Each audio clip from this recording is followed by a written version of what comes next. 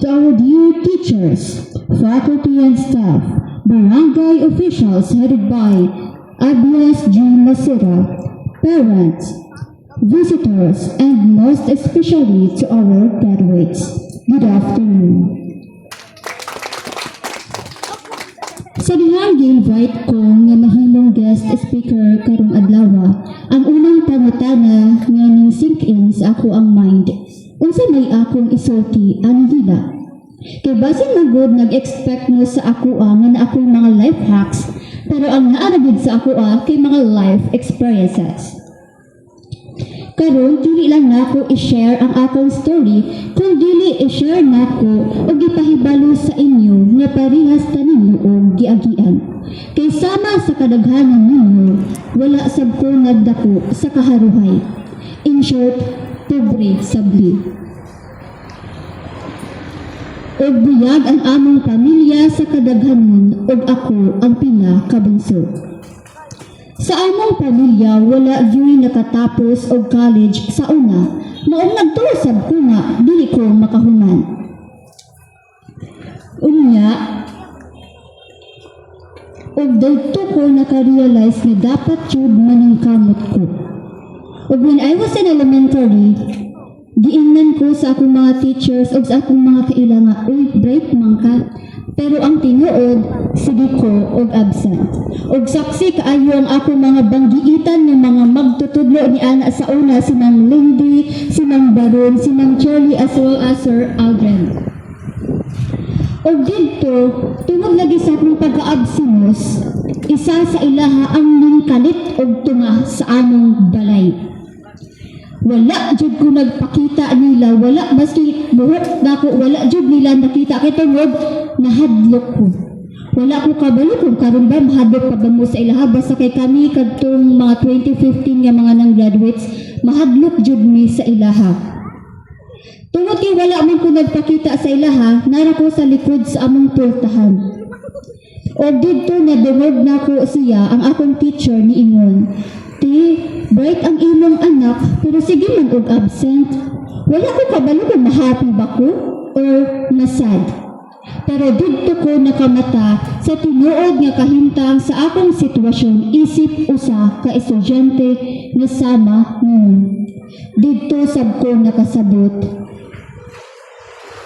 nga maski di ay unsa ta ka mga gahi ug ulo as mga anak, unsa ta ka mga badlungon as mga estudyante sa atong mga maestrag maestro, naagid gihapon sila nagtuo sa atong mga abilidad. Busa na ning kamot ko, maski gutom usahay padayon lang, kay mao man sab na ang usa sa rason nga nung maka-absent ko kaniadto. Kay tungod looban ko sa akong mama, maadto mi og bukid, manguha mi og kamote, sagi o kaya balanghoy para naami makaon. Usahay gali kay distansya man ang amo ang bukid, ang mahitabo manghiram mi og bugas sa among silingan. Duulaw siya pero wala ni mabuhat kay tungod ang panginabuhi sa akong ginikanan kay mag-uuma. Og okay lang unta na kung permanente nga, like pagtanom sa buga ay pagtanom sa kamuti, mamunga dayon dili, di ba? Magulat pa ta og a couple of weeks or month. Og maski usab sakit sa akong dughan, nang nakita ang akong mama na magmakiluoy sa among silingan para lang manghiram og kwarta para na ako'y allowance. Subo kaayo to siya tan-awon, pero naningkamot ko. Dito ko nakaingon sa akong kaugalingon nga dili pwede nga diri rataman ang among kinabuhi. Dili pwede nga diri rataman ang amoang sitwasyon. Dapat mo improve jud ni, bahalag maghinay-hinay as long as na ay progress nga nahitabo.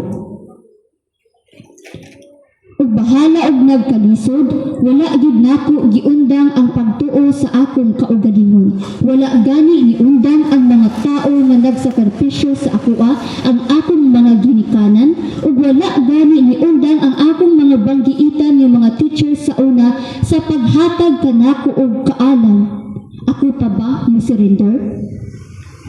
Ug karon mutan-aw ko ninyo mga graduates, tungod kay kamo na usab karon ang nagsuot og puting tuga nga kaniadto maoy akong gisuot. O kini di lamang simbolo sa inyong kaugalingong pagpaningkamot, kundi simbolo usab kini sa mga pagpaningkamot o sakripisyo sa inyong mga ginikanan nga nasa inyong likod, o ang pagsakripisyo nga gihatag sa inyong mga magtutudlo. O ginamdumi ninyo ang atong tema karon, Filipino graduates prepared to lead with competence and character. Ang competence mauni ang inyong disiplina, kahibalo, ug inyong ug ang inyong kasing-kasing sa paghatag ug tabang sa uban. Ug ang karakter mao kung kinsa mo bisan walay nagtan-aw ninyo, ang inyong honesty ug ang inyong respect. Kaysa tinuod lang, ang atong kalibutan wala man nagkinahanglan og mga bright lang nga mga graduates. Nagkinahanglan kini og mga produkto nga mga bata nga adunay maayong kasing-kasing nga mahimo natong leader. And before I end my message, hinumdumi nga kung kaya gali nako nga usa ka bata kaniadto nga nagdako gayud sa kalisod, kaya pud unta ninyo. Padayon sa pagpangandoy, padayon sa pagpaningkamot, padayon sa pagampo ug padayon sa pagtuo sa inyong kaugalingon. Once again, congratulations.